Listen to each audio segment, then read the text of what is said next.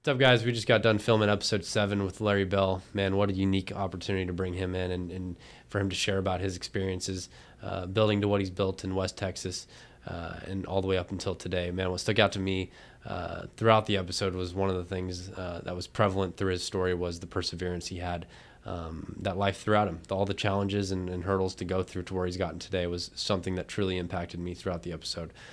So hope you guys enjoy the episode. What's up, guys? We are back for episode 7. We have Larry Bell here with us today. Excited to bring him in. Larry, I appreciate you coming in and joining us for another podcast. Cameron, this is a great opportunity and a lot of fun, and I thank you and appreciate the invite. Hopefully, whatever I've got to say might be of some benefit or worthwhile, but it's truly a real honor to be here and join you with this podcast. I've heard a couple of your others, and you've already interviewed some very good friends of mine, and so I'm looking forward to being a part of that group. Yeah, well, we had to get you in here. It's our honor as well to have you come in here and share more about your story. So we're excited. So kind of walk us through kind of your journey starting out. Like, where did you grow up? Where are you from? Kind of going back to the beginning. Sure, yeah. Well, I grew up in Roswell, New Mexico. Actually, I was born in Clovis. Okay. I was from my parents' and grandparents' roots were all in eastern New Mexico. My mother's family was they were basically dryland farmers from eastern New Mexico near the Clovis area, which is where I was born. My dad's family was from a small ranching family in southern New Mexico in the Sacramento Mountains, south of Cloudcroft. Yeah.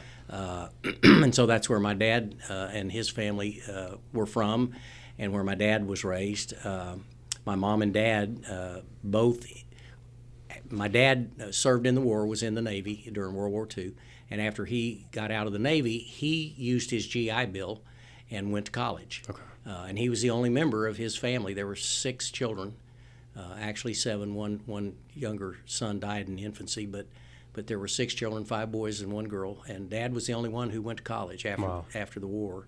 But First he went generation. to Highlands University in Las Vegas, New Mexico. Yeah. And my mother was up there studying to get a teaching certificate and teach. Okay. And that's where they met and got married. And then where they spent a little bit of time in a couple of other little small places there in eastern New Mexico. My dad got an accounting degree. Okay.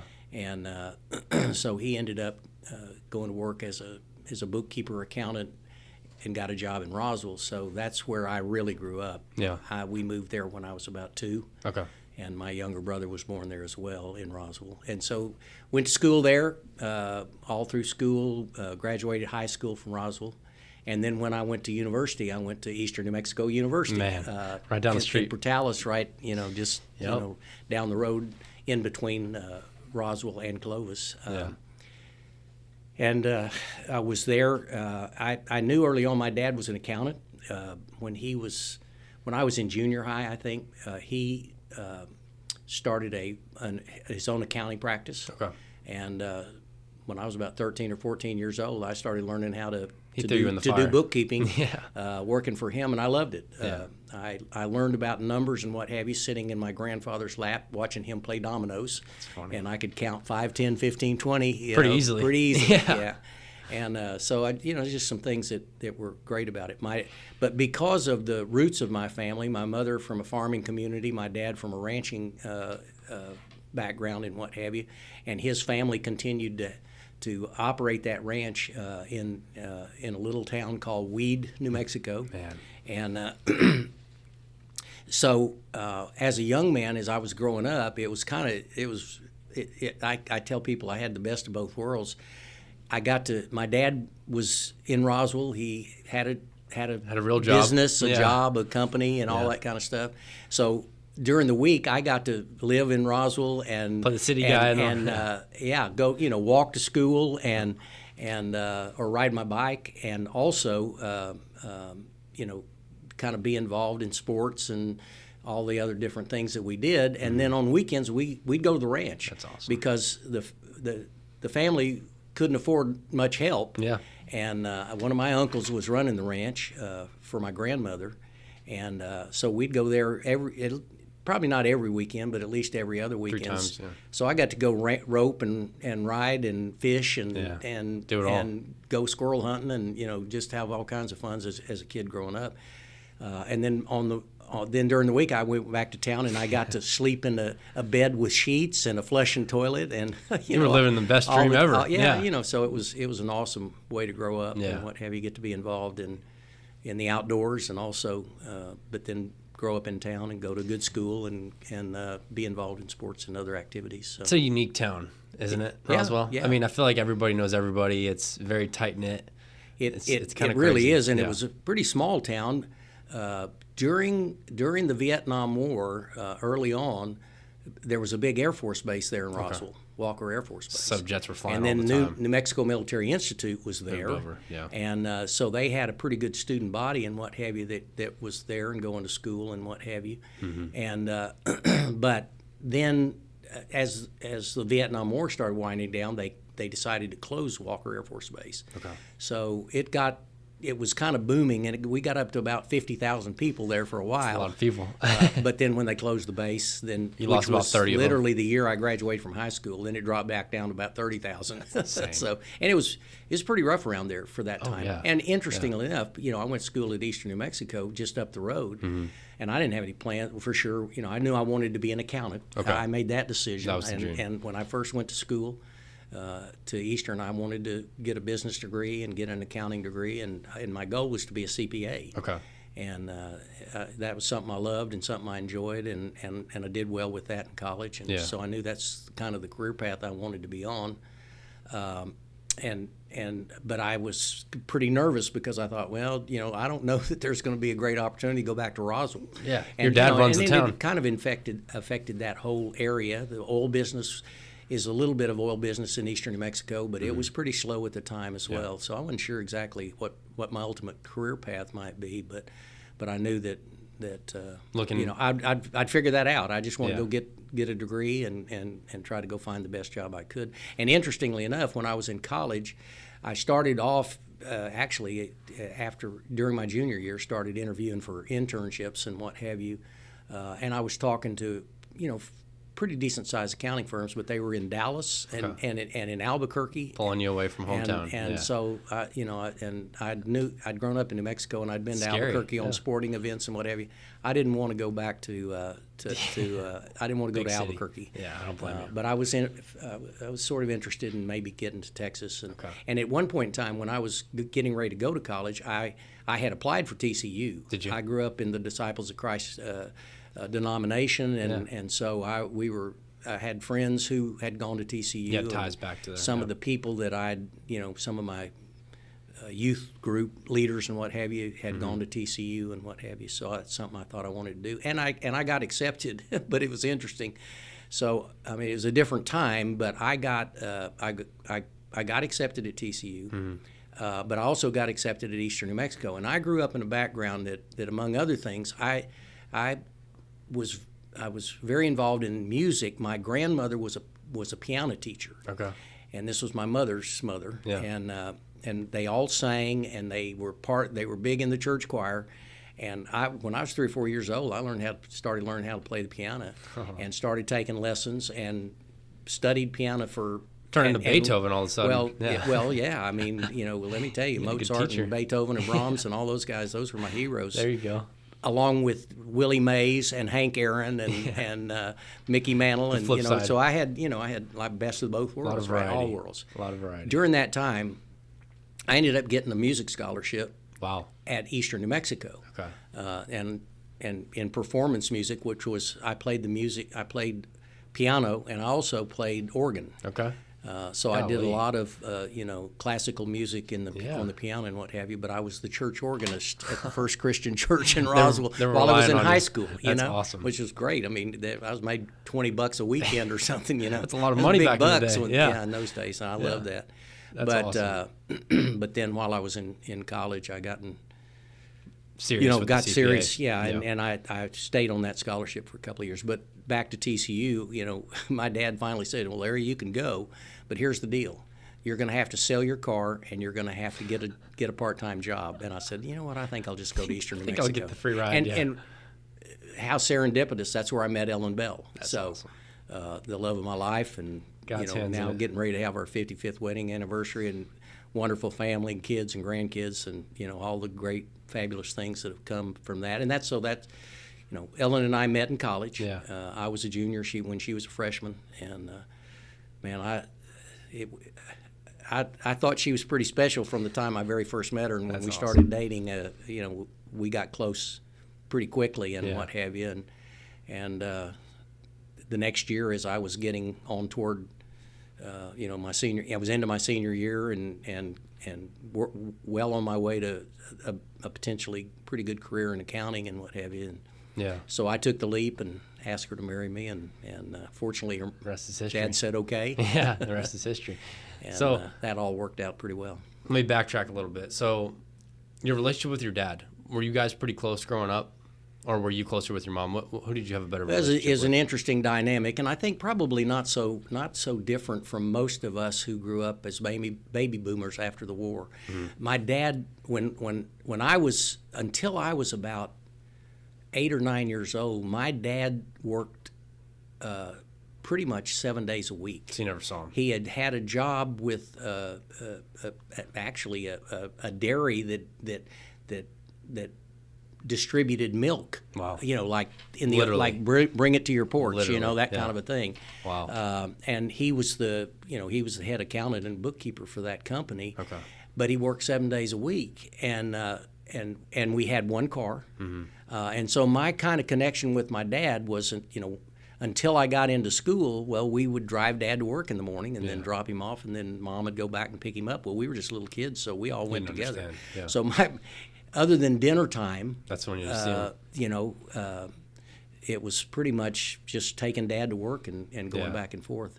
But so my mother was certainly the primary connection and contact, and especially even when school started. As we grew up and we got older, he finally got to a place where he could take Sundays off. Man, that was a big deal. Yeah. That was a very big deal. And so we would always do something, on Sundays together. We all went, and I kind of grew up in a split denomination in terms of churches. My mother was Methodist, my dad was Church of Christ. Okay. Didn't really matter because my dad was working on Sundays, so we just went Christ. to Methodist church with Mom, Yeah. And that's kind of how I grew up. But then when Dad would get the occasional Sunday off, he would take me. Now, my little brother was still little, so my mother would still take him to the nursery at her church. Because he didn't know, yeah. But I would go with my dad to the Church of Christ and just sit quietly and listen and be with him for that time. Yeah. Eventually he was a golfer, and so, again, once he got to a place in his career where he could take some time, where he had some time off on the weekends and what have you, and he'd always take me to the golf course with him. And eventually he never coached me in any sports or anything, but he coached my younger brother in baseball and what have you. And by the time I got into junior high and high school and what have you, my parents never missed any of our games and things. But between school and piano and all the other things, Mom was pretty much the one that looked after all that. That's cool. I love my dad. He was, he was. My mother was sort of the disciplinarian, but the times that we got to go to the ranch as I got a little older, and he was able to take his a few weekends off from time to time. Mm-hmm. Then we spent a lot of time together, and he taught me how to hunt and fish and those ride. are core memories. Yeah. No, it was awesome. And then my mother taught me how to play piano, and she sang in the church choir, and she got me involved, and I'd get up and do little duets with him. I was 5 years old. Got to get those videos. You can imagine. We didn't have much video back in that no time, Cameron. It was a little early for that. Works out in your favor. Pardon? I said it worked out in your favor. Oh, so you don't got to deal with it from the grandkids now. Exactly. That's funny. So you fast forward into college. You meet Ellen, and she's what? A year younger? 2 years. Okay. Yeah. She was a freshman. I was a junior when we met. Yeah. So you were kind of towards the back end, finishing up, doing your CPA. Yeah. Walk me through kind of you guys stepping into marriage and Well, next phase of it was life? sort of interesting because one of the things when I asked her dad if I could marry his daughter, he said, "Well, what's your plan for how you're going to support her?" And I said, I said I've done some interviewing. I plan to go to work for some kind of an accounting firm if I can. That's really my goal. And I said I've had a few interviews with some folks in this area, and my dad's college roommate was from Hobbs, New Mexico, and was a CPA and had a CPA firm. That's cool. And I had talked to him, and I knew that was a possibility. Well, with Ellen being from Midland, that's where she was from, and then me from Roswell and what have you, Hobbs is kind of in between, right? And so we decided, us New Mexico boys, we'd know that, right? Yes, exactly. We know our way around the map. Exactly. Yeah. But because of that, I knew that was sort of a possibility, a good possibility. We'd had conversations about it, but he had encouraged me to go out and continue to interview and look for other opportunities and what have you. But he said, if you get to a place where you really need a spot, I think I can find a place for you. So I had a little bit of a backup. Good. And that's the reason. What gives you a and lot that's of when I went reassurance. ahead and thought, what, I'm gonna ask her to marry me because I think I can get a good job and provide Support for her, support her and start building a life for us. At the time, my father-in-law said, "Well, would you be interested in maybe interviewing with a few firms in Midland, Odessa?" And I go, Trying to pull you back home. I have no idea where that is. I would love that idea. And I was being dead serious, and I didn't think about, I don't know whether I want to live in the same town with my in-laws or anything like that. But that's a huge part of my story is that I got along great with her parents. I just loved and respected them. Good.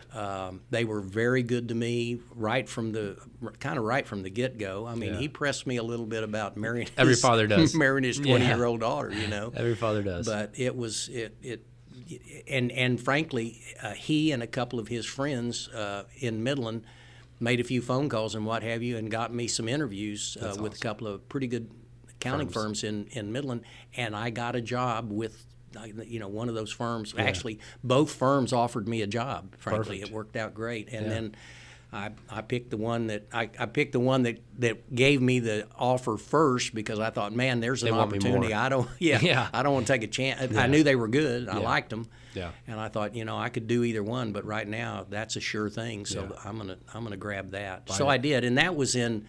I got that job offer in like January while I was still in college. Okay. And so I knew where You're proactive we were going to awesome. get married in that following June. Okay. Right after graduation. Quick and turnaround. and I thought this will be great because I can move to Midland and everybody goes like, well, why would you want to live in the same town with your in-laws and what have you? I said, well, I kind of like them. Yeah, exactly. They're kind of nice to me. They're good folks. Isn't it crazy? I like them. Yeah. Well, and then as part of the story, her family was a ranching family from Midland, Odessa. Okay. And they had a very large ranch out between Midland and Odessa and what have you. And while Ellen and I were dating, I would go to Midland and go and see her and what have you. And her younger brother was either late junior, probably junior high, I think. But we'd load up. I'd put him in my car and we'd drive out to the ranch, or we'd get in her dad's pickup or what have you, That's go cool. out to the ranch and we'd drive around and shoot rabbits or hunt quail or do That's so whatever cool. and it was literally 10 or 15 minutes from town to get out to the ranch. So I thought, well, this bringing you back to your childhood, right? Oh, absolutely. Yeah, I mean, those exactly. are the memories, right? Exactly. So you were all over it. Yeah, because I mean, we, I didn't really get involved in things like branding cattle and doing all that kind of stuff before we got married because I was still in college and what have you. But, and you were doing CPA stuff, you were pursuing your dream. But then when I came to Midland and we got married and I went to work for the CPA firm, guess what? On weekends, you were out the ranch. I was out the ranch. Yep. Yeah, it was awesome and I loved it. That's cool. Do you think? I guess that was like your favorite hobby to do, right? Go out to the ranch on your free time. Yeah. Be outdoors in general. Okay. When I was growing up, we hunted. My dad's family's ranch was in that Sacramento Mountains down there. There was a lot of public land. Okay. And so we went deer hunting every year, but we went deer hunting because that was important protein for our freezer. For sure, for the year. Exactly. Yeah. We'd each try to get a deer, and we would bone Stock it out, up, and yep. and Stock up get the it freezer. fixed up. Take it back to Roswell, put it in the locker plant. You know, in our little rented locker, Yep. freezer locker. We didn't have That's awesome. We didn't have big deep No. freezers or all We've those come a kind of long things way. in those days. We've come a long way. Yeah, so we do that, and that Okay. that provided important protein and meals for us for our family for that year. 2 growing boys, you know, and my dad was he was a rancher at heart, even though he was in the accounting world. But you know, You got it done. we Yeah. we ate a lot of meat if we had it. You know, It's good. It's good for you. We'd eat bologna and cheese if we Yeah. if we didn't, or cornbread and beans or something. But found a way. Yeah. That's cool. So you fast forward now, you get married, you're kind of settling into your new job. You know, walk me through kind of those early days of marriage and kind of what life threw at you. Yeah, you know, well, along the way. it turned out to be kind of an interesting path, and so, you know, it's a dynamic change that took place in my life that I had never even contemplated or thought about at all. Mm-hmm. But her dad was a rancher, Okay. and frankly, at the time, they had substantial ranching interest in a lot of places. They had the big ranch in New Mexico. They had a big ranch in Midland, Odessa, out there between the airport and Odessa. Mm-hmm. They had a couple of ranches up in the Panhandle. Oh, wow. Because that's where Ellen's mother was from, and she grew up in a ranching family from up in the Panhandle around Pampa. Okay. And then the family had purchased a large ranch up in northeastern New Mexico around Cimarron, which was big ranch, and it was originally the Phillips Mountain Ranch up there that was owned by Wade Phillips, a big oil man from Bartlesville, Oklahoma. Mm-hmm. And and at one point in time, he ended up splitting up that 250,000-acre ranch, and he gave half of it to the Boy Scouts of America, and it's called Philmont Scout Ranch. And the other half of the ranch he kept and operated Managed, it for several years. But then after the war, he ended up selling that ranch to a family in Arizona, and then 30 years later, Ellen's family bought that ranch. So they had that ranch, and they also had a ranch in Australia, and a big one. And, What are you doing out in Australia? Yeah, well, my that's interesting. They got it. Another kind of a long story, but I'll make it real quick. Yeah. My father-in-law, there was a group of oil men from Midland, independent oil men, who were drilling wells in New Guinea, Which is up off the northeast corner of Australia. Oh my gosh. And they had a geologist in the group that decided that the geology in northeastern Australia Somewhere out was there. similar to the geology in New Guinea. So they decided they were going to get some oil and gas leases in northeastern Australia. Well, the way that works in English law, the government owns the minerals, right? Okay. So you may have surface rights, or they own the surface. You maybe own the surface, but the government has the mineral rights. Is that what it's like for Australia, or is that what it's like just all the way around? Pretty much the Commonwealth. Okay. And frankly, in all honesty, that's pretty much the way it is in the world. Is it really? Okay. Yeah. Is typically they're government would very. And that's what's so unique about Texas and the Texas oil business and what Yeah. have you, is that in America, the surface owner, at least in the beginning, owns the surface rights and the mineral rights. Yep. And so when you lease it, it's the keep the mineral individual rights. that's leasing the mineral rights, right? Not the government. Okay. Well, in Australia, it's the government, but to get an oil and gas lease, you had to sign what was called a pastoral lease, and a pastoral lease would be a 100-year lease. It's kind of like a homestead kind of a deal. Yeah. If you did this and you leased the property, it was like Lifetime commitment. owning it. Yeah. But then they control the rights. But at that point in time, you could negotiate with the government to get drilling rights for the minerals on that property that you had under this pastoral lease. Yeah. Well, they had these guys had acquired 3 different very large properties, all of them about 1 million acres each, and but they were kind of scattered out in that northeastern quadrant of Australia. to maintain your pastoral lease, you had to develop it as a ranch. You had to build fence. You had to put in waterings. You had to build exact same way you would do a ranch accommodation. You had to convert this outback land into a working ranch. Style. Yeah. To keep the rights. Well, they didn't, as I borrow this term from Spike Dykes, who coached football at Texas Tech years ago, and a wonderful guy and a real character. They didn't know come here from Sikkim about running a ranch, right?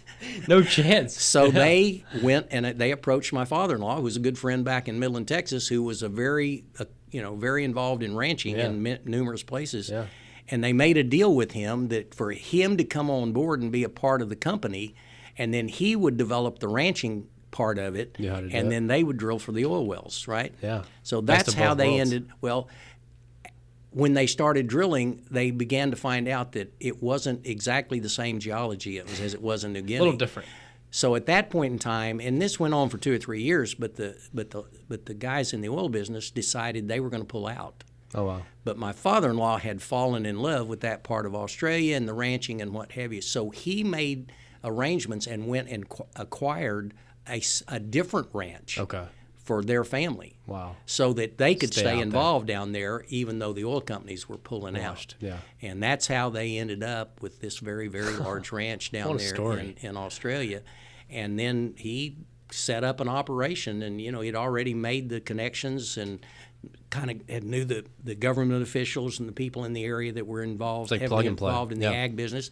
King Ranch actually had 2 or 3 of those big old ranches down there, and one of them was a neighbor to our ranch. So so you had something to model off of. Yeah, exactly. And some connections and what have you to help with that.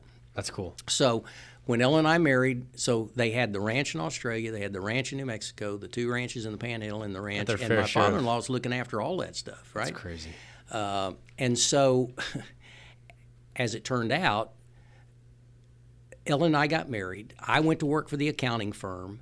I got my CPA certificate. Living the dream. And I was making good progress, moving up the ladder, and from junior accountant to senior accountant to manager accountant, and was sort of on a good pathway to becoming a partner in that firm. That's awesome. Which was my dream. I thought, man, this is what I want to do. And plus, I was working for one of the tax partners, so I was doing a lot of tax work. I was doing a lot of estate planning. Okay. I was helping him do a lot of estate planning. Yeah. I was still getting to really learn and understand all that. Yeah. And so I was, and I loved what I was doing. And the other thing that happened was, being a Midland, Texas accounting office, almost everybody that was a client had some kind of oil and gas interest or was connected in some way to the oil business. Especially back in the day, yeah. So everybody had to understand and work on oil and gas and all the different tax laws and everything that was involved with the oil business and the nuances of it, dry hole costs and IDCs and other terms that we use for all that. Okay. Well, there were not a lot of people in the office that really knew much about ranching. And I did. Yeah. And so it was awesome because almost immediately they had several pretty big ranching clients that had ranching interest and oil and gas interest. And so I got to start taking over all of the ranching clients in the office and what have you, and helping them with the same thing, with the unusual tax laws. As if you had, as I used to say, you got to listen closely what I'm getting ready to say, but I say it often. The reason I ended up with all the ranching clients is I knew the difference between a heifer and a gelding.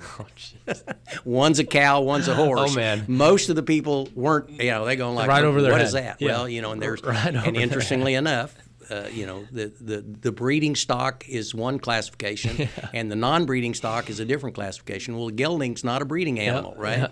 Yeah. So, or steers are not breeding People are getting animals. that mixed up. Yeah, exactly. So, that's awesome. Half the battle is trying to get them to understand that. Trying to represent them. Exactly. Cool. So I got to do that, and that was fun. But by doing that, I was constantly in connecting with and spending a lot of time with my father-in-law who was running all these ranches, and we were talking about tax strategies and tax planning. There were family trusts involved, and I was learning a lot about that. I had clients, some who had big oil and gas and ranching interests who passed away, and I helped with, figuring out, what was going to be their estate tax liability, and some had planned very well, some had not planned very well, so I learned about that. It, So, and the other thing that happened was the same thing kind of happened with the real estate side. Okay. There were not a lot of real estate. We had a few real estate clients, either land developers or home builders or what have you.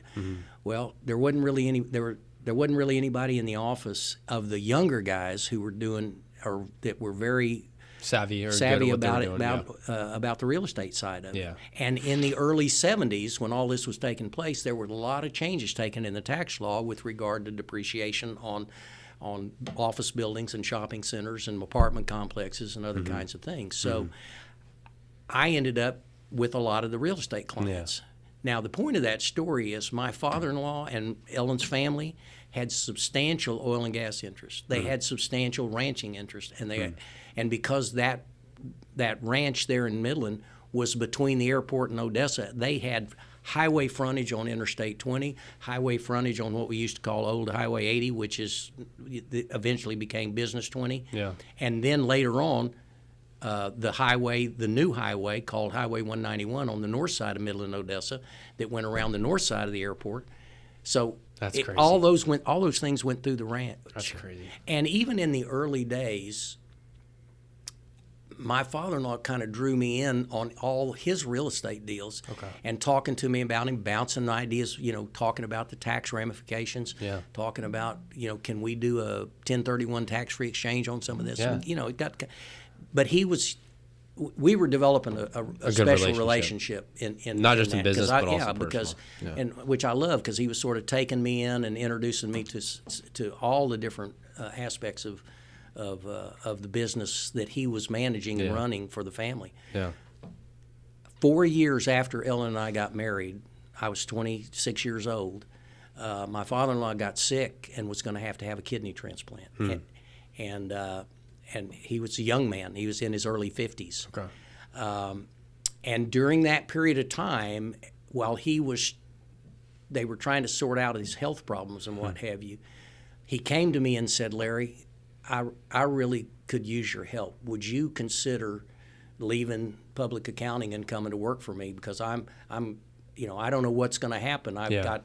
I've got to have this kidney transplant. I'm spending a lot of time in the hospital." He was on dialysis. There was no real good dialysis resources in Midland, Texas. So he was getting a lot of that done in Denver, Colorado, so he was quite a ways. Now, that was somewhat convenient to the big ranch in northeastern New Mexico. So that's sort of where he landed, but then he wasn't there to look after things. And I developed a very close relationship with his staff, office staff, in Midland, who did the bookkeeping and accounting for the oil and gas and the ranches and all. So he asked me if I would consider going to work, for him and helping him with all those different challenges and business interests and what have you that they had. Well, unfortunately, he did have the kidney transplant, and during that period of time is when I went to work for him, right before he ended up having the kidney transplant. But 1 year later he passed away, 52 years old. He passed away. I was 27 years old, and it was kind of, my brother-in-law was still in college. I mean, Ellen and her sisters were kind of scattered and doing different things. And it was kind of cowboy up, Larry, you're in charge. Was it expected? And then I was working with Ellen's mom. Now, she was a giant in my life. I lost my own mother. Ellen and I had only been married a year, and my mother she was 47 years old and had a stroke, and 1 year later she passed away. Oh, man. So I lost my mother when she was 48. 47 when she had the stroke, 48 when she passed. But Ellen and I had only been married a year and a half. We didn't have, weren't having kids yet or anything. And it's tough. How do you turn? Exactly. Tough, how do you go about life, right? But but my in-laws, my mother and stepped father-in-law, Harry and Bill, they kind of wrapped their arms around me, you know, and really kind of took me in, and in very short order, you know, nothing ever replaces your mom, right? No. But There are figures, Harriet started playing a very important role in my life, and we got along great. Good. Ellen got along great with her parents, and I got along great with her parents. It's important. I mean, it was Goes a long ways. awesome. Yeah. And during that time, we had our first child, Matthew, our oldest, while I was still working as an accountant. But then Bill got sick, and then Bill passed away. And when he did, it was cowboy up, you're in charge. That's and crazy. so I'd been to Australia a couple of times, so I at least knew how to find the ranch. But let me tell you, it was a trick, because you had to fly international to Honolulu and then change planes, and then go to Sydney, Australia. It was the only international airport in Australia at the time. That's crazy. On an airline that most of you would not have ever heard of, called Pan Am Airlines. Do they even operate anymore? Are they? Oh no! They've been taken over, and I have no idea. I don't have any idea what it turned into. But it's American Airlines. Pan Am is gone. Oh you my know? gosh! But it was Pan Am and Continental Airlines and a lot of other airlines that don't exist anymore. Mom and pop. Yeah. Exactly. So it took you 12 days to get to Australia from the Well, stateside. it felt like it. Yeah. But then you'd fly into Sydney, and then once you got to Sydney, which was in southeastern Australia, then you had to fly up to Brisbane, which was, you know, 2 or 3 hour flight. It'd be like flying from Atlanta to Washington D.C. or something. And our business partners were there. Our bankers, our lawyers, and our accountants were all in Brisbane, which was in the province of Queensland. So then we'd fly up to Queensland, and I'd take care of business with, check in with those folks, and then you would fly up then to Cairns, which is in northeastern Australia, near the and that's the jumping off place for the Great Barrier Reef. Oh, really? Okay. Which was cool, because I got to go visit the Great Barrier Reef several times. Yeah. But then once you got there, then you would overnight, and the next day you would catch Bush Pilot Airways to fly you 2 hours in a little, turboprop Cessna of some sort up to the cattle station, and you literally landed on the. We maintained an airstrip on the cattle station. Was it a grass airstrip? Or was no, it it's just dirt. Oh my gosh! Yeah, just dirt strip. And we'd that's occasionally we'd have to kind of clear the cattle off there so you could have somebody get out there and so you didn't run over a big Brahman bull while you were landing on the ranch. Not a good story. So that was a tricky part of doing that. But then we also had this big ranch up in northeastern New Mexico, and it was 200 sections of land. It was 130,000 acres. Golly. And a lot of staff, a lot of cattle. We were running probably 1,000 mother cows and maybe 1,500 to 2,000 yearlings and what have you. So it was a big cattle operation. A lot of people, a lot of cowboys. Yeah. And all that kind of stuff, payroll to be made and cattle to get to market. 27 years old. Moving them from, all over the different parts of the ranch and what have you, because we had some high mountain country near that backed up to Angel Fire, New Mexico, in that area. Yeah. And so we'd take them up there in the summertime, the cows and calves, and then we'd bring them back down, when it started getting cold in the wintertime, and then cool. We'd deliver those calves usually in October. But in the meantime, we'd run yearlings out in the flatland out by Miami, New Mexico, and Springer, New Mexico, and all that area is in that flatland out south and east of Cimarron. And so there were challenges to that. You had to have a totally different kind of a truck and a vehicle a trailer and all, completely different landscape. It was a big operation and needed a lot of attention. Yeah. And then we had the places in the Panhandle, and we had one of them. We partnered with my mother-in-law's brother. Helped, and he had some land up there, and she had some land, so they kind of combined it. So I didn't have to give near as much attention and what have you to that. Have to make sure the bill had money to pay the bills, which was the tricky part, is when you're trying to keep all those ranches going and keep the bills paid and what have you. In the meantime, we had the oil and gas business and what have you. But during that period of time was, again, some history, but back in the early 70s, when I first got to Midland, oil was $2 a barrel, and natural gas was 35 cents a MCF. Man. But about 2 years later was the Arab oil embargo during the Jimmy Carter administration. Yep. And oil shot up to $7. Now that doesn't sound like a lot of money today. That's a lot of money. But back when then. it's triple your income You're gonna take that in a all period day. of 2 or 3 years, Yeah. it was significant and Puts what eyes have on you. it, So yeah. fortunately, that helped keep the bills paid for a while. Good. But as you know, in the West Texas oil patch, it's a Up and lot of down. ups and downs Yeah. in that business, and I didn't know anything about ups and downs. I got there, it was $2. It went up to $7. Not too much later, a few years later, it was $15. Yeah. Eventually, it got up to $40 in the early '80s during this period of time, and I was managing all this stuff, and we So you're had seeing cash it. flow Yeah. from the oil and gas Yeah. until it went to $9 in '86. Then you're back down in the valley. And you're going like, What are we gonna do? "Whoa, what do we do now?" And in the meantime, my father-in-law had really helped get me started in this because I had the real estate clients in the accounting office. One of my big clients was a commercial construction company out of Odessa. Okay. And my father-in-law had a small building in downtown Midland, and he wanted to build an office building and put in some extra offices. So I'd have a nice Space, office, and yeah. he'd have a nice office and what nice, have you. yeah. So we started that before he passed away. Unfortunately, he passed away before we finished it. Okay. But we got started doing that and built this office building, and then we were leasing out. We built a 4-story office building. We only Lease out needed the rest of one, it. Yeah. and so we were leasing out to friends of his That's that he awesome. said, "Here, you go." And I'm going like, "What do I know about leasing?" Yeah. You know, I've got other things to worry about. yeah, I mean, and he said, "Well, you got friends in the business. Let's Get that thing to cash flow a little talk to faster. some people, and we'll get this figured out. And Yeah. you can do this, Larry. Don't worry about it. We'll figure it out. Just sign I'm this going lease here, yeah. Yeah. Oh, my well, gosh. we had to design a lease. I mean, I Oh, didn't even know what a gosh. commercial office lease looked like at the crazy. time. But we did that.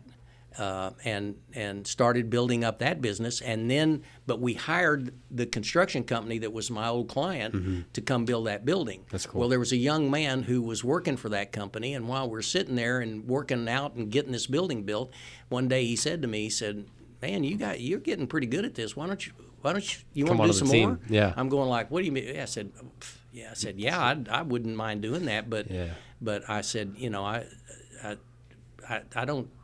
This isn't my calling here. Yeah, this you is know, my calling card here. Yeah, and Long I time. said, I got plenty of other things to look after Yeah. and take care of. And he said, "Well, if you decide to do something, I'd help you." And I'm going like, "Okay." And so Another we business started talking about opportunity. it. And finally, he convinced me, "Let's put some money in the bank, buy a pickup. I can hire one of my buddies from the other construction company to come over and be our general superintendent." Oh, my gosh. And we started off with just a little bit of nothing, $10,000 in the bank and a $2,500 pickup. That's insane. And started doing some small construction projects. And then I built another building across the street. Then I had my 4-story building. Yeah. Then I built another 5 stories. And then all of a sudden I was in the Turned into an actual business. office development Yeah, business. exactly. And frankly, and it was going very well because that's Yeah. when oil was going from, people are building, from, yeah. $20, $30 to 40, and people were leasing booming office market. space. And, Yeah. over that period of like about 10 years before the big downturn, Mm-hmm. we turned that little company and we'd done over $500 million worth of construction. Now, in today's terms, that's not necessarily a whole lot of money and what have you. But let me tell Back you, in the day, wow. back in the 70s, You're killing it. You're in doing 80s, something early right. 80s, $500 million was a lot of construction work. Because the biggest project we did was a $22 million office building. Well, today, you can't build 3 floors Yeah. for $22 million, No, right? But yeah. it was a 12-story office building That's a with big deal. 200,000 square feet, and Yeah. but it's big a deal. different day and time. But so all through that period, Ellen and I were raising a family. Yeah. And so unfortunately, I sort of fell into the same category as my dad. I was Just working all the time, trying a to build lot. it. Yeah. And Ellen, man, you talk about a saint. She took care of the kids. She raised kids. When I first went to work for my father-in-law, I said, "Ellen, Are you sure? I You said, want me this to is do not. This is I'm on a path to be a partner in an accounting firm, and that's that was my dream, what I wanted." And she said, "Well, hey, I hear you, and if that's what you want to do, I understand that." But she said, "Daddy needs you," and You took that to heart. I'd like I'd like to see if we can't help him if we can. And I'm going like, well, you know what, I'll step I up. hear you. So- Let's do that. When you, my next question would be, were you pretty sad when you had to step away from a career that you had dreamed about, right? Like, I just can't imagine in that moment, you didn't know obviously it was going to turn into what it did, right? No. Stepping away from something that you had kind of built your whole life up into, tell me about kind of your thought process. Because of and this is sort of the story of my whole life. I'll tell you, thank God I can look back now and see it, but. Mm-hmm. But, when I was in the accounting firm, I was learning about oil and gas. I was learning about real estate. I was learning about ranching. I was learning about tax planning. I was learning about estate planning. I was just learning all of these really incredible tools that are such a key element of managing a business, running a business, building a career, and all those kind of things. Isn't it crazy how God works? Oh, my goodness. I mean, that's like you just said it, that's a full circle moment. He was preparing you the whole way. Yeah. That's so cool. And that's part of my testimony, Cameron, is that I thank God He's let me live long enough that I can look back now and just see how, good he's been. Me going to Eastern New Mexico. Ellen's from Midland, Texas, and she, all of her friends were going to TCU or Tech or SMU or somewhere. Why would she go to Eastern New Mexico University? Well, the family had a summer place. Winter place. They had a home in Ruidoso, New Mexico. Oh my gosh! And they skied all the time. Her younger brother and sister were on a ski team that Are you serious? that traveled the country and went to Minnesota for skiing and all that. So, and Ellen's an excellent skier. Yeah. But it's something that they were doing, and so she decided she'd go to Eastern New Mexico because it was close to Ruidoso and she could go ski everywhere. Cool.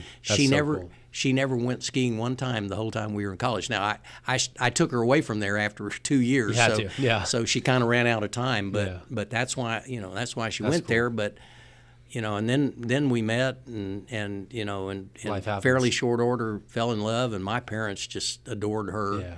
Yeah. I was getting along great with her folks because we were in Portales at school. Well, the route to Cimarron, New Mexico, to the ranch from Midland was up through basically the far west side of Texas, up through Muleshoe and up into Clovis, right on the edge of New Mexico. And then on up into far northeastern New Mexico. And so they were always going through there where they would stop in Clovis, and then Ellen and I would drive over there and meet them and have dinner with them or what have you. And That's cool. They'd come over to Portales every once in a while and meet with us. So we were connecting in kind of a special way during that time, and then we got married and moved, and I got my dream job, and then we got into but again, always having my foot in helping my father-in-law with some of the real estate matters. And to sort of put it in perspective, that piece of real estate between that ranch between Odessa and the airport, and you're very familiar with the area, so you know kind of what I'm talking about. In the early 70s, when right after Ellen and I got married, there were some things going on in terms of some growth and needs for the city of Odessa and what have you. And here's this ranch right in the way. And so they were coming to my father-in-law, and they said, well, we need an easement for a big sewer line going through here because we're going to build a sewer treatment plant down here south of the ranch. Oh, man. And we're going to cut this sewer line all the way through there. Yeah. And he said, he said, here's what they're telling me, and here's what we're talking about, and I'm going to go talk to the attorneys, next week. You want to go with me? Yeah. He didn't say, can you? He said, would you like to go with me? Offered. I'm going like, I absolutely. have no idea I'd what love you're to. doing. Yeah. So because of that, because he involved me in some of that, and ultimately the point of that story. So I started helping him with those matters and working with Ector County or with the city of Odessa, or in some cases with Midland. Yeah. Because the ranch was still, a big portion of that ranch was right on the county line. So technically over half the ranch was actually in Midland County, even though it was on the west side of the Midland Airport. Wow. Well, the main point of this story is, since I started helping him with that stuff back in the 70s, during this period of time up to now, the city of Odessa has annexed 6,000 acres of that land, of that ranch, into the city of Odessa. Wow. And I was able to be a part of that transformation, some of that planning and design and thoroughfares and major highways and all the different things that are going on out there between these two towns as they were growing through the 70s, 80s, 90s, all the way to today, and got to be a part of that and working with the city, working with the county, working with the highway department on all those different projects and what have you.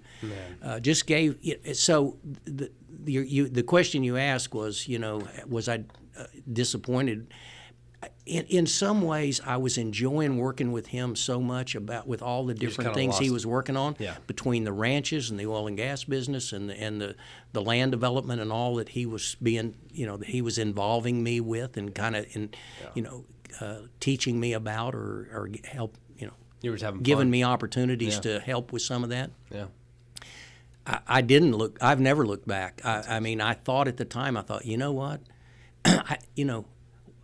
What I know now is what you said. That's where the Lord was leading me. And unfortunately, thank God I was open to hear his message and his leading, because I see now how I look back and how that's impacted my family and in so many ways and those around me, that it's just been something special to be able to look back now and see how through the, just meeting this wonderful, beautiful young teenager from Midland, Texas, and getting involved, falling in love and getting married and having a family and getting involved with her parents and all the different interests that they had going on.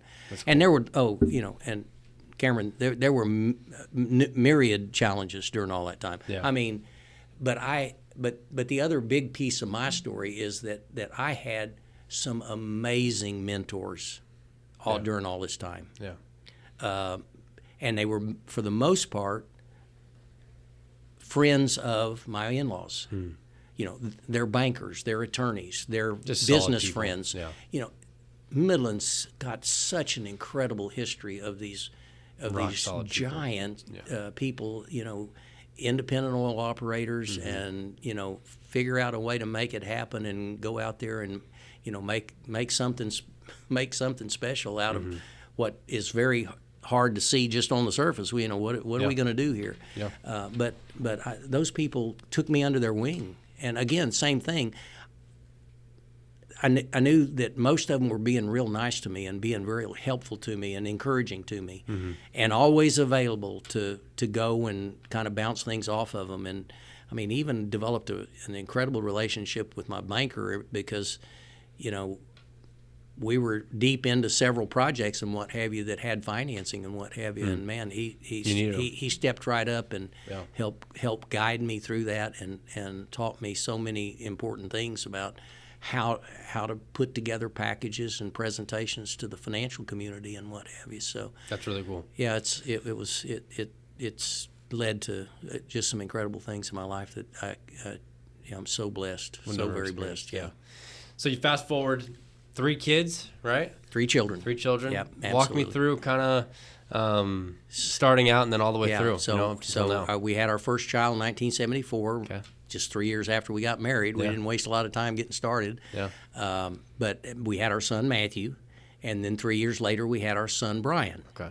And then 3 years later we had our daughter Amy. So we didn't necessarily space them out like that on purpose. Yeah. Wasn't necessarily not specifically planned that way, but it worked out wonderful. And cool. So we had these 3 wonderful kids, and because we had the ranch, even though I was working a lot and gone a lot and what have you, fortunately, Ellen figured out ways to help me find time to be engaged and involved with my kids and what have you.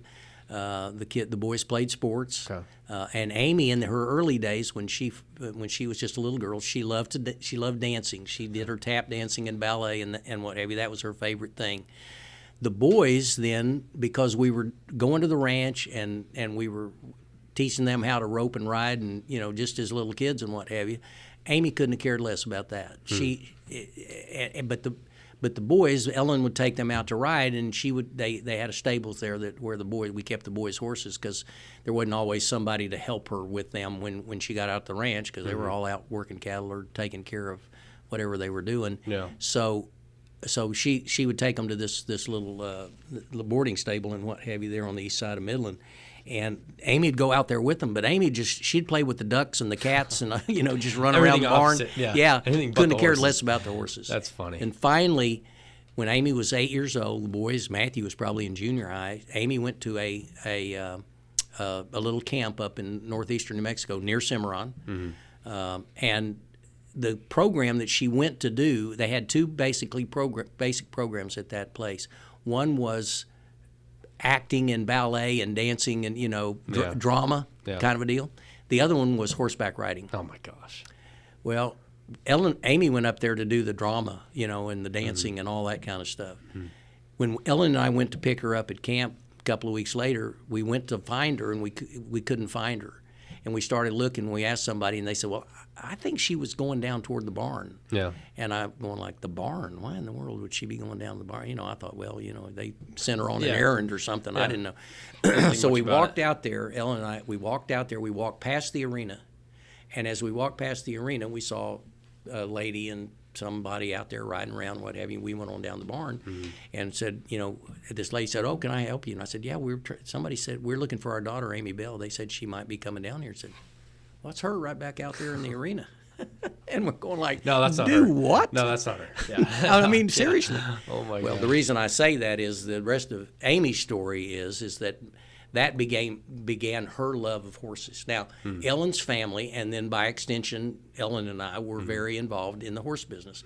Ellen's grandfather, who homesteaded that ranch in 1918, Roy Parks, he was very involved in the Quarter Horse Association when it was first organized here in Fort Worth, Texas, back in 1940. Okay. And all of his horses and ranch horses and what have you were quarter horses. He got them registered and made a part of the Quarter Horse Association. And then later on, he was also very active in the Texas and Southwest Cattle Raisers Association with all of his cattle raising and all that he was doing. At one point in time, he leased and operated and managed over 100 sections of land out there in West Texas where he was running cattle, so he was a big operation. Yeah. But then in 1958, he was president. In fact, I think 57 and 58 was 2 years in a row. He was president of the Texas and Southwest Cattle Raisers, and that's when Texas was coming out of the horrible drought of the 50s. Now, you're way too young, and probably your parents are too young to even know what I'm talking about. But the reality of it is they had a horrible drought in West Texas during the 50s and what have you. And it hit all those ranching families really hard. Big Bend, West Texas, High Plains, all the way to Lubbock and that whole area. It was tough times.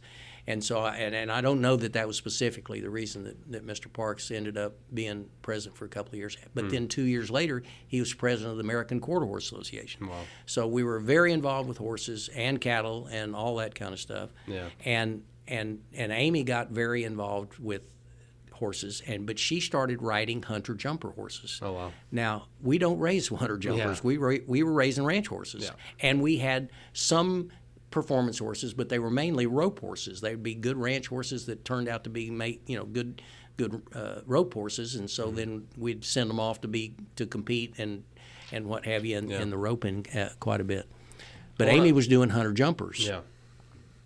Well, that went on literally all the way into college, and we hauled her all over the country, in Texas and Oklahoma and everywhere within reason to go ride her hunter jumpers. And she competed at a very high level.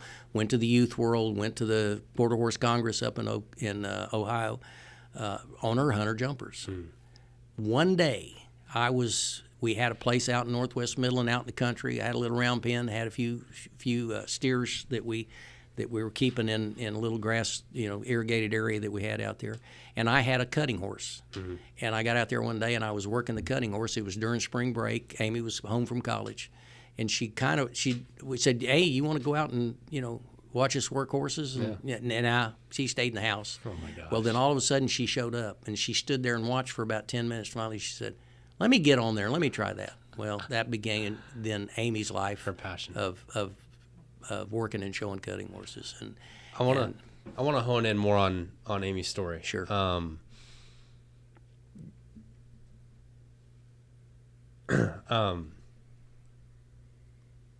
I know how much of an impact she had on you guys, and it's a big part of your guys' story. Yeah, it is. It is. And it is. And I think people need to understand the impact. God rest her soul. She was a horse lady. And I mean, and she was very. I mean, she had a passion, but she was good. She was an excellent at performance. She knew how to ride. She learned how. I mean, she spent 10 years riding hunter jumper horses at a very high level, and so she knew how to sit a horse. We say, and and then when she converted over into the cutting world, a lot of the people that we were connecting with, and they going, "What's she doing? Where'd she learn how to ride?" What is she doing? Because she was doing, she was a beautiful rider and presentational. She on those cutting horses. If you don't hang on, you could be flopping all over the place and end up on the ground. But she was uptight. But Amy learned how to ride without a saddle horn, right?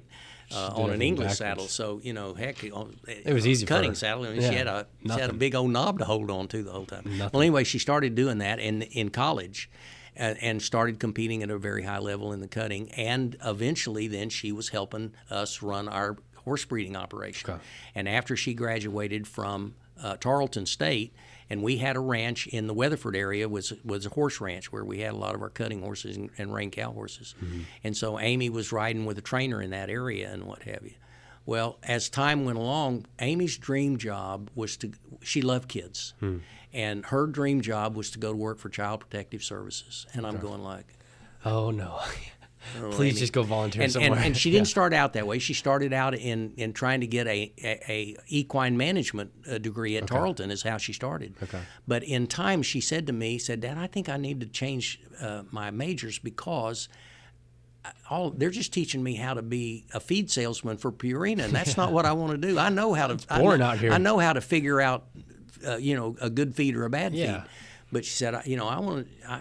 She said, I think I might want to get involved in teaching or something. Involving I think I want to kids. go to a direction, be involved with kids. Yeah. I'm going, hey, sweetie, that's your what you want to passion. do. Let's do it. Yeah.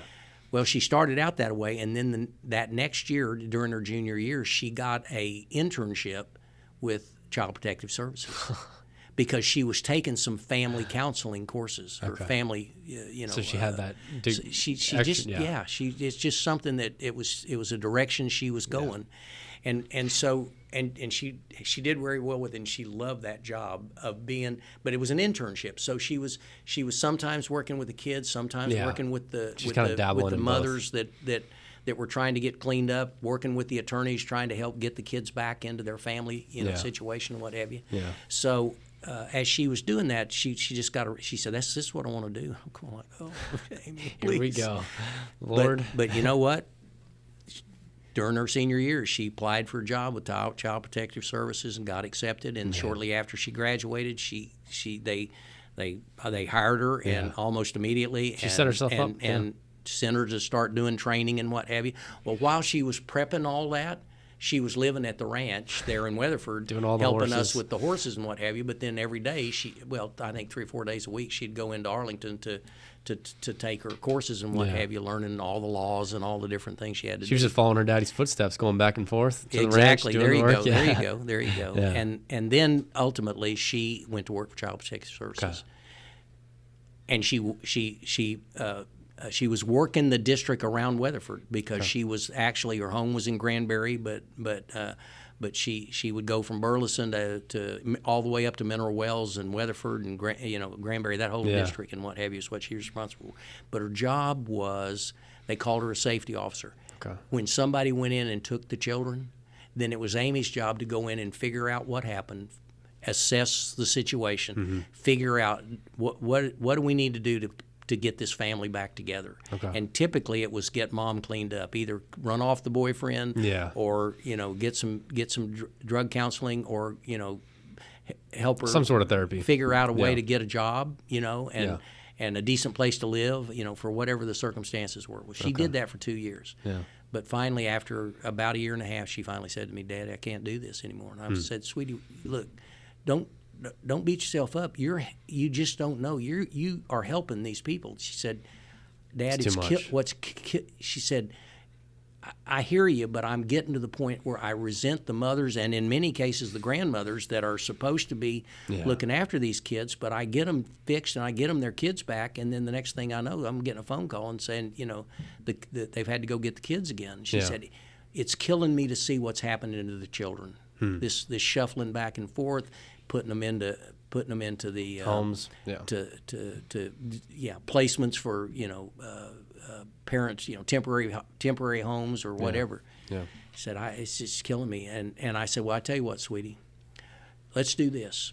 She said, what do you? I said, well, what do you think you want to do? And she said, well, I can easily go get a teaching certificate, but I might want to do youth work in a church, or I'm not sure. Yeah. I said, well, let's do this. Why don't you come and help me at the ranch, and kind of be more involved in that, and do some substitute teaching or whatever, and kind of think about what you want to do. Well, within a few months, she was making me such a hand at the ranch. I said, sweetie. You sure don't want to do this full time? How about, that's exactly what I said. And she said, you know what, Dad, I think I would. And she had a home in Granbury, and the ranch was south of Weatherford. Okay. So it's 20 minutes close. away. Yeah, she was it's close. just a short commute. Yeah. And because we had housing and all that stuff, basically she just got she bunked up with a room upstairs in the big house. And so she'd come out there and stay during the week, and then and she had her dogs and what have you. But then she'd might go back to Granbury and get with friends or whatever and do her thing on the weekends, or go show her horse. That's cool. So that's where she got to, and she was running our host program and showing a lot of cutting horses. And as you know, the rest of the story is that unfortunately, Amy had a little bit of an accident in the barn one time, one weekend, where a young filly that she was working with kicked her in the leg, and she got a very bad bruise, and she visited with her vet friend, and they looked at it and talked about it, and her vet friend said, Amy, that doesn't look good. You need to, if that's not better by Monday, you need to go see the doctor. And Amy said, well, yeah, but I'm going to Tulsa to this big horse show next week. Yeah. And Lisa said, well, yeah, I hear what you're saying, but if that's not better, you need to go see the doctor. Well, unfortunately, Amy did go to the doctor, but he wasn't available, and she saw just one of the nurses. And I sensed that had they really thought about it, but Amy had asthma, and so she had a little bit, she could be short of breath from time to time from her asthma. Well, what happened was Amy got some medicine, but nobody even thought about pulmonary embolism. Amy got in the car and drove 7 hours to Tulsa, Oklahoma, to that horse show. She got up there and she was not feeling great, but she had asthma. She was around horses and hay and dust and arenas and all that kind of stuff. She didn't understand what was going on, but she was actually that bruise on her leg and what have you developed into some blood clots and what have you. And on Friday morning, Amy woke up and was not feeling well, and she reached out to a friend and said, I'm having a hard time breathing. I need to go to the hospital. And when the friend texted her back and said, what room are you in? I'm calling 911. Amy never answered, and we lost her that day. And she literally was living life and just as full of life and great friends and living her cowgirl dream is what we called it. And just that morning, ambulance was not too far away, got there pretty quick, but they were not able to resuscitate her, and we lost Amy that Friday morning back in May of 2014. And man, you talk about wreck your world now. I say to my friends and people I talk to, it's unspeakable grief. I mean, it's just, you can't describe it. Losing a child, it's just not any way other way. And it doesn't matter whether they're 2 or 3 months or 35. Amy was 33. Yeah. Or 45. I think about my grandfather losing my mother when he loved my mother, and here he was in his late 60s, early 70s or whatever, and losing his 47-year-old daughter. No man should have to bury their children. No, ma'am. No, it's just we say, they're just something that's just not the natural way. But you know what? So, and the other piece of Amy's story is to not belabor just the loss, which was pain beyond description. But Amy left some very specific instructions in her will. And we had done some major estate planning and what have you a few years earlier. And I had told all my kids they needed to update their wills. The boys were married and had young kids. Yeah. and they had a will, but I said we need to update it. There's some things you need to think about because some things are changing, and you need to take care of some of that. That back to my estate planning background, and I told Amy she needed to update to get a will, and she goes, well, what do I need a will for? And she said, I'm not married. I don't have any kids. You know, and she, rah, you know? So, all these excuses. I loved her, but boy, she could be bossy. And I said, well, sweetie, I said, let me just ask you this. If something were to happen to you, she said, you know, it's my dogs and cats and my horses. And I don't got anything. I said, well, Amy, if something happens to you, who's going to take care of your horses? Yeah. Her eyes got about like saucers. Yeah. It was like, wait a second. What do I need to do? And she's, well, anyway, first thing she said was she was a little bit cocky. She goes like, kind of looked at me, and she looked at me a little bit cocky, and she said, well, Stan will you and Mom will take care of him. Doesn't work is what like she that. said. I said, Amy, here in a few months, we're going to get on an airplane and fly to Africa together as a family with your two brothers. That plane goes down. Who's going to take care of Mom them? and Dad are not here to do that. That's when her eyes got big. Yeah. And then she said, oh, gosh, what do I need to do? She said, well, then I'll get Stan to do it. Well, Stan has worked for us for 50 years as a ranch foreman and always was helping Amy with the horses and an excellent horseman himself and what have you. And she said, well, I'll just leave it. Stan will take care of him. I said, sweetie, how's Stan going to pay for that? Yeah. What do I need to do? Yeah. So I talked her into doing a will. Good. But I didn't tell her what to do. Yeah. I just sent her to our attorney, who was They'll walk you through a wonderful person, Yeah. who knew Amy well, knew the family well. Yeah. Said he'll walk you through it. Now, so let's get to that piece of the story. Yeah. When Amy passed away, I was in New Zealand on a hunting trip.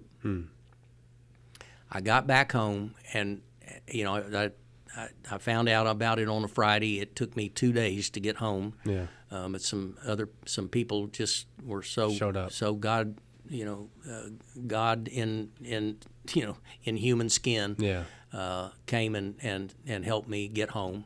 And then when I got there, almost immediately, not too long after I got there that Sunday afternoon, I had a phone call from our attorney, and expressing his condolences and what have you. He had been told that they'd contact him, tell him what happened, and then they said, well, when Larry gets here, why don't you give him a call and I need to visit with him about some things. Yeah.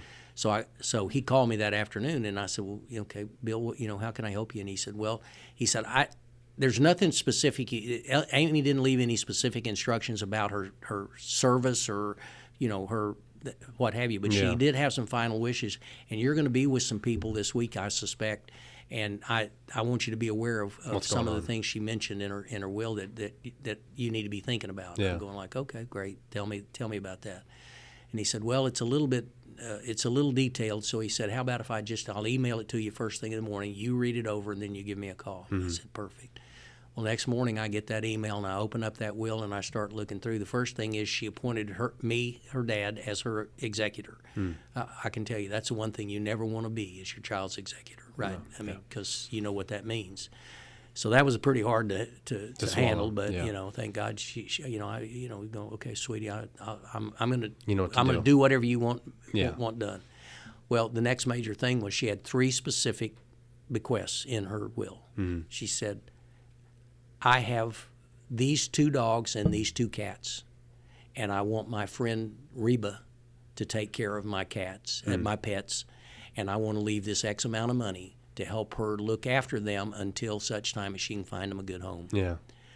The second thing was, I have these horses, and I want my mom and dad to look after these, and I want my favorite gelding and my favorite mare to go to my friend Lisa, and I want to leave this amount of money to help Lisa take care of those horses till she can get them placed. Yeah.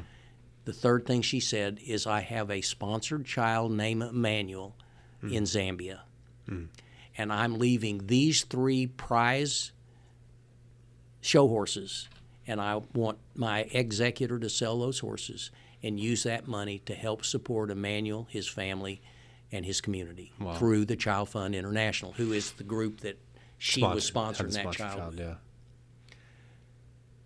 Well,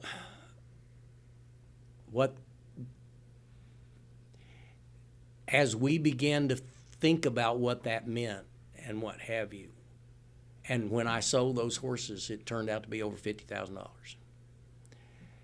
And this is a little boy that she made the decision after we went to Africa the first time. We saw poverty like we'd never seen before. And we've been involved in mission projects, especially through our church down in Juarez, Mexico, back when you could actually go down there. Yeah. And we'd seen, we did build homes for homeless families in The colonias lowest, down there in the trash pits, right? Yeah. And so we'd seen some poverty, but not like what we saw in Africa. And when we did, as soon as she came home, Ellen and I have always had a spot. We, for now pushing 50 years, over 40 years, had been involved in sponsoring children through what was originally Christian Children's Fund, became Child Fund International. Okay. And our kids knew about it, and they would help write Christmas cards and birthday cards and what have you for our sponsored children. Yeah. Well, Amy came in home and she said, "Dad, I want to do a sponsored child." But she said, "Do you think they have any little boys in Africa?" And I said, "Sweetie, I don't know, but here's the 800 number. Yeah. You call them. You tell figure them it what out. you want to do. I bet they can help you. All you got to do is give them your credit card number, Yeah. and you're in. Yeah, exactly. But she got this little boy named Emmanuel when he was 4 years old. Well, Emmanuel was almost 10 years old when Amy passed. Emmanuel's 21 years old today. And the money that she left for Emmanuel, his family, and his community, that has we used her money to build a school for about 400 kids. We used Ellen and I have always had a tradition. We grew up, and we haven't really talked about this, Cameron, but I'm going to mention it. We grew up both of us in families that were grace-filled families who took love your neighbor as yourself to be To heart. a byword or watchword that we live by pretty much every day. My parents and her parents as well were full of people. They were such special people who believed deeply in random acts of kindness. And so giving was a big part of, and supporting those less fortunate was a big part of our lives, and Amy took it to heart. I mean, that's why she got involved in Child Protective Services in the first place. But as we walked our way through all that, what we had told our kids in the early years is that if you want to do something for somebody, you want to do something for your school or for your church or for your vacation Bible school or whatever, you let us know, and whatever you're willing to do, we'll match it. That's cool. Well, sometimes it was $20. Yeah, exactly. We'd match the 20, But it was sort of a pattern. Well, when Ellen and I talked about it, and the Child Fund had given us two options for how to spend that $50,000, and one of them was the school project, and the other one was a significant water project. Well, when Ellen and I looked at it, we thought, you know what? Let's do both. We'll let Amy do the school, and we'll do the water. That's cool. So we matched her gift, and that's the projects that we did. Well, that transformed that in community, not just Emmanuel's life and his siblings and parents, but changed that whole part of that little village area and that district in Africa. That's unbelievable. And now it's an entire community, because once we built Amy's school, then we added to it with basically doing some rehabbing an old dilapidated school that was there before, and kind of restoring it to TLC. life. Yeah. Then the government and the community They backed basically, you guys. they said, you know what, the Bells did this. This behind area, it. because they had water and they had school. That's what you guys brought. And now Now they can pay it forward. Now more and more people are wanting to come there because there's a place for their kids to go to school, and they have access to clean water, which has become a huge part of what we do. Yeah. As you know, the rest of the story is that began what we know today, and that was back in 2015, or 16. That's been a long time ago. Now 10 years later, Amy Bell Charities grew out of that. And what happened was our friends, Amy's friends, new friends, have caught the vision of what Amy was and what she stood for in her pay it forward spirit, and her willingness to say, if I'm not here, I want what I have started to go on has become Amy Bell Charities. We're involved in 5 different countries in Africa. We've got schools in multiple locations, several Amy Bell Memorial Schools. We've got kids on scholarship that are going to high school that would have never had a chance to go any further than when they were 13 or 14 years old in what we would call junior high. Yeah. We've got young people who've gone to university and become professionals, being engineers, architects, nurses, physiotherapists, accountants, Yeah.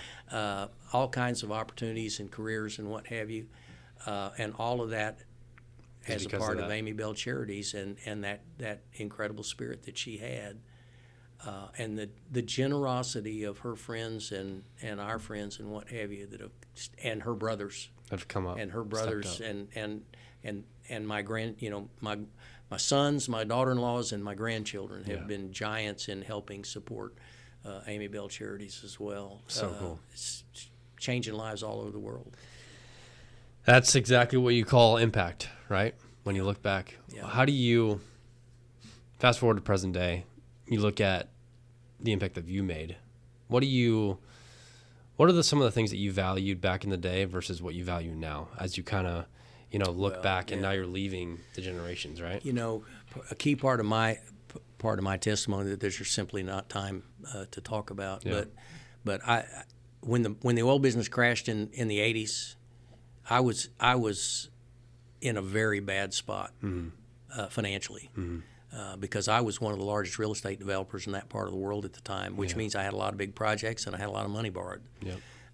And all of a sudden, everything crashed. The revenue to support all that debt service and what have you started to evaporate in a hurry because I had a bunch of big office buildings and, my old companies and friends and even law firms and what have you were having a hard time paying the rent. So it got to be a pretty bleak time. Yeah. But what I learned from that, even at that early age, which was, I was probably in my mid to late 30s, was I had made my company my God. It's what I looked to. It's what I depended on. It's what I was confident was always going to take care of me and see me through was my empire. Yeah. My organization, my that company. Became who you were. Yeah. That became who I was and who I looked to for. Now, I was teaching Sunday school at that period of time. I mean, I was an elder Showing in the face. church. Yeah, I mean, exactly. I was. God's been in my life since I was a little boy. That's the family that I grew up in, and I've known that. Yeah. You just kind of lose sight while you're in it. But I got so into all this career and busyness and building this empire, managing this empire. Yeah. That you lose sight of it until you don't have it. And then I realized that all of a sudden that big corporate environment, that big business environment, all that stuff that I had created, right? Doesn't matter. Was gone. Yeah. And not gone completely, but wounded desperately. Deeply. Yeah, exactly. As I used to tell people, you'd have to really understand the history of the big crash of the 80s and what have you. But literally, with almost no exceptions, every major bank in Texas failed. And let me tell you, it's pretty painful when you fail, but when you owe a bunch of money and your bank fails, you start to get a little worried. You panic. Oh my gosh. And so that became but the Lord saw me through that. I mean, I went to work, but I'm going to tell you, it was prayer and meditation and focusing on God and the Lord and what. Lord, why are you doing the things you're doing? I've done messed up here some, Yeah. And man, I need help. Yeah. And I need you to guide me through this and help me. And all of a sudden, this whole new group of mentors started so cool. kind of coming into my life and helping me work through different things and identify new opportunities and new business and what have you. But during that period of time, my kids were growing up. Mm-hmm. We got them through school. They were getting on with their lives and what have you. And we were rebuilding everything, and things were getting things back were good. on track. Yeah, things were becoming good. But at that point in time, I knew it wasn't me. It's all God working. Thank goodness I learned early in my life about that. But then when we lost Amy, it was kind of like we were right back to a bad spot, emotionally, mentally. You're going like, what does it matter? I mean, you do so much of this in our lives that we're doing it for our kids. You know, we want to leave something special for them. We want to raise them right, and we want to kind of, you know, unfortunately, in some ways, we want to kind of set them up and get them in a place where they can really, but hope that they don't have to experience all the pain and challenges that you did. But you know, during that period of time, you know, all kinds of little things came our way that were challenges. And you know, my son Matthew was 23 years old and we found out he had thyroid cancer. You know. And you know that was a shock. Yeah. But then 15 years later we lost Amy and what have you. So but that's life. It's roll challenges. The punches. You know, these things come your way. But more and more, you know, from that very first time, once I finally realized that, Lord, I don't know what to do and I need your help. Yeah. And kind of humbled myself to Him. And said, man, you know, you've given me all these gifts. You've given me this incredible family, and I am so grateful and thankful. And I've kind of messed this deal up here a little bit. You know, can you help me? Good on sort you. of kind of resurrect this, and let's. You know, I don't think I was the prodigal son, but it was very similar to it. The Lord certainly opened up His arms and said, you know, come home. Let's kill the fatted calf and let's get on with some special things in life. And then when we lost Amy, it was kind of like, oh, wait a minute, why did you bring me through all of that? Yeah. But now He's paying to all of a sudden look at the impact, put us in this place.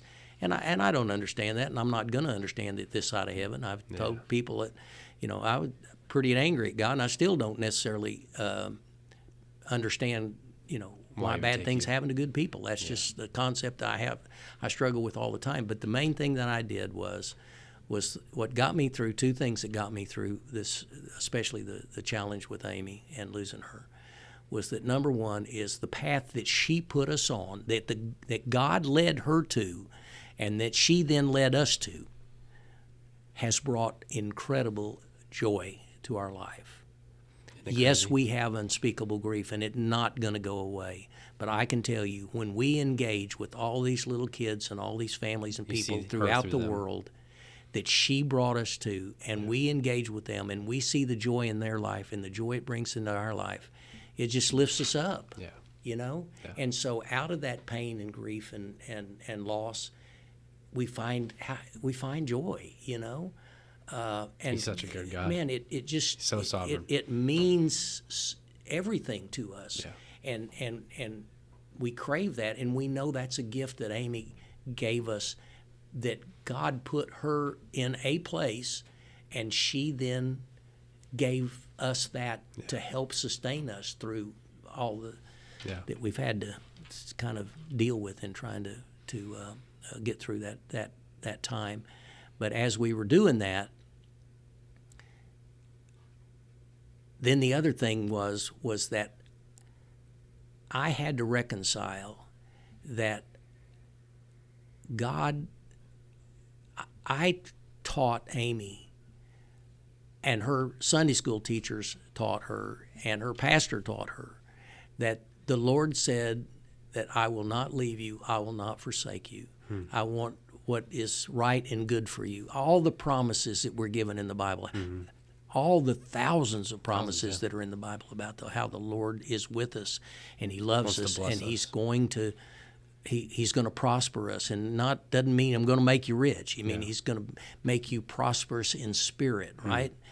And so out of all that, as He's, and I had to say to myself, look, do I believe all those promises that I've been teaching Amy, or was I lying to her? Was I telling her something? You know, now I'm simply saying, oh, wait a minute, that's not true. God did, God, that's not really who God is. And I'm going like, wait a minute. If I believe that, then I was lying to my daughter when I was teaching her those promises, you know? Yeah. But that's not right. And that's what I reconciled, is those promises are true. Good on They're you. there and they're real, and in so many other places in my life, I see it all the time. Yeah. You see his blessing throughout it all. Isn't that crazy? And those promises are true. Yeah. All the things, Philippians 4:13 was Amy's favorite verse. We found all kinds of little handwritten notes and what have you in her journals and different things and what have you after she passed away. Yeah. Amy had a deep and abiding faith. Yeah. She loved the Lord. She loved Him. She trusted Him. She followed Him, and in many ways she was, when it comes to paying it forward and loving your neighbor and what have you, she's the one that taught us. I mean, we thought we were teaching her, but in the end she was teaching us, and because she was believing His promises, and so cool. Therefore, how can I not do Pay that? It forward. Yeah. I've got 2 more questions here. One is I try and ask everybody we have on kind of what they want to be remembered for in their own definition, kind of looking back in their own lives. What is something that you want to be remembered for as you look back?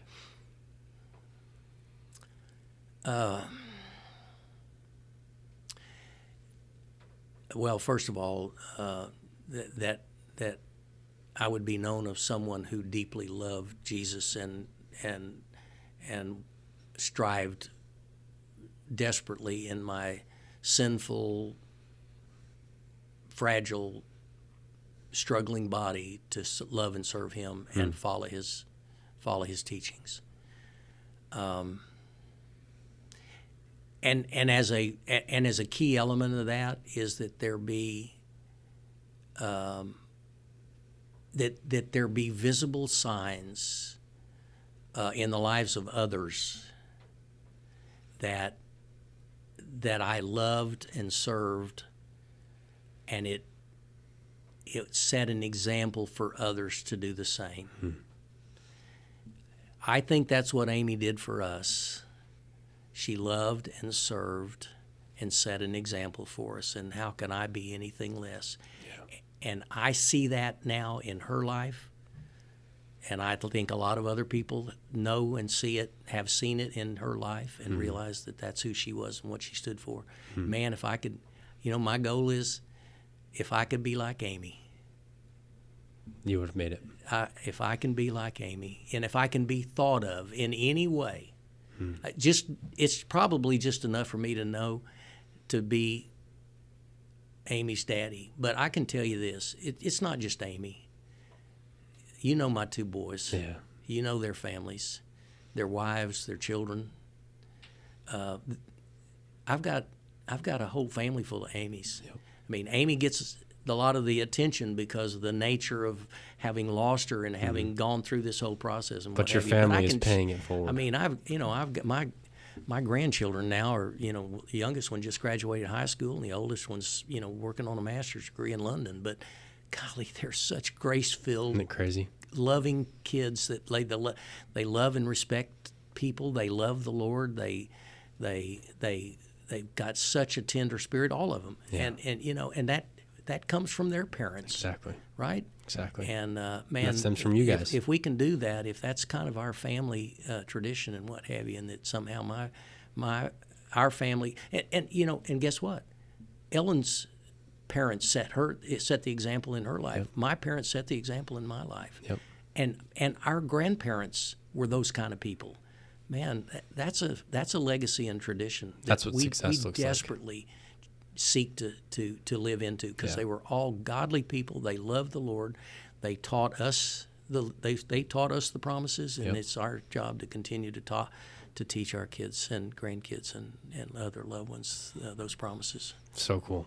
Well, you're doing it. You're living it out. Well, you should be proud of yourself. Cameron, we all fall short, right? That's But we seek to do what He's called us to do. Yeah. At least I do, and most of the people that I kind of hang with, they're very much like-minded in that way. That's so cool. So our podcast is based around this model of the you versus you concept. We bring in people with very similar stories, just looking back on some of the impact they've had, very much like yourself. What would be your encouragement to people who are going through valleys and who, as you're very well accustomed to, what it takes to get out of them and to persevere, and what it takes to push past and overcome those things, just from your experience? Well, the first thing, and it's somewhat metaphorically, but maybe not really, fall on your knees and look up.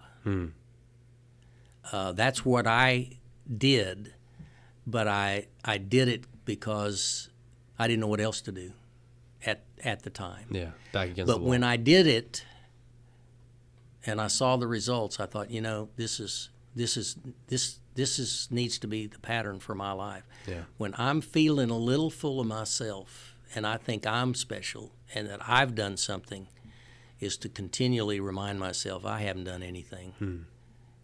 If I've done anything, it's because I've honored him and Through what he's given his you. direction and his leading in my life. Yeah. That I have gone down the path that he has Put you on. chosen for me and sent me on. Yeah, exactly. And That's so cool. and it just always remember, there's a way out. There is, and I mean, it can sometimes you just go like, no, there's not, Larry. There's just not. Say no, there is. Yep. And sometimes you have to be patient and wait. Yeah.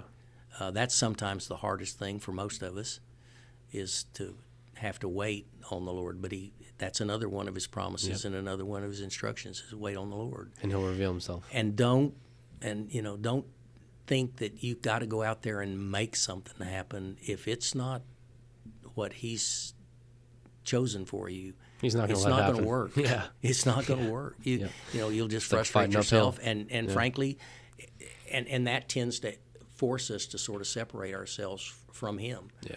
And cling to him, and But that's his desire, is to have a relationship with us. absolutely. And so he'll strip anything away No. to allow us to remind that it's always about him. It's the Exactly. relationship. Yeah, and So cool. and honor it and seek it and trust it. And he will guide your path. My favorite hymn and one of my favorite sayings is trust and obey, and because there's no other way. It's brought you a to long be way. happy in Jesus, just trust and obey. Yeah. And that's, Look at how far you've come. if you can stop what you're doing, because sometimes you're just either business or you're just frantic, just scrambling to try to figure out or find an answer or what have you. Sometimes you just need to stop and listen, and then trust and obey. Yeah. That's the motto. That's the motto. Well, Larry, I'll brag on you for a little bit, man. I can't just by this short hour and a half of us going through your story. Obviously, I know you at a deeper level through family ties, but it has been an honor to hear your story and to hear how the impact that you've made by something that diverted your career into something that you would have never known it turned into. No, absolutely. To trusting God through the process and turning out to where you're at now, right? And having those generational impacts that you're leaving for your great grandkids, for the kids that you'll never meet, right? And that's the goal. That's the prayer, isn't it? Yeah, That's the prayer. It's pretty. It brings chills to me to hear you living that out and to hear that that's your goal of paying it forward. Well, I can't tell you how honored I am that you've invited me to do this, and I hope that it's just maybe one person or just some little bit of what we're doing today, and I want to encourage you. I think you're doing an awesome job with this program, and keep it up. Yes, and if sir. I can think of anybody that I can think of that might be of interest to your audience and what have you, I'll be sure and send them your way. You do a great job. Thank you. Well, that's the plan, just to plant one seed. That's all I care about. That's what we're after, right? I do want you to share Amy Bell's Charities. Can you tell the audience what the website is for that, just in case if Absolutely. they want to go on there? It's Amy Bell Charities with an IES.org. Okay. AmyBellCharities.org, and man, you'll learn all kinds of wonderful things about who she was and how those little seeds that she's planted is changing lives literally all over the world, and in ways that we call it mega loaves and fishes. I mean, Cameron, is just what's going on is It's crazy. Amy gave the Lord a basket of loaves and fishes, and Look you at what look he and turned it see into. what he did with her gift, because he's the one that's done it. He's done it through many of us. Thank God He's let many of us be a part of that. Yep. But yeah, It's so cool to see her in all of it, though. she's As- the one. as She's parents, the one that right? brought the loaves and fishes, Yeah. and then we've been helping Jesus distribute Yeah, those loaves and exactly. fishes as best we You've can been, for a long time. You've been good Yeah. stewards. So We try to be. keep making the impact, because again, this is our job on earth, right? To leave the impact, plant the seeds, and to grow His kingdom. And give Him the glory. Exactly. Yeah. Exactly. Well, Larry, thank you again for coming on. Seriously, we appreciate you coming It's on. been great, Cameron. Yes. All the best to you. Guys, that wraps up episode 7. We will catch you guys for episode 8. Thanks for watching.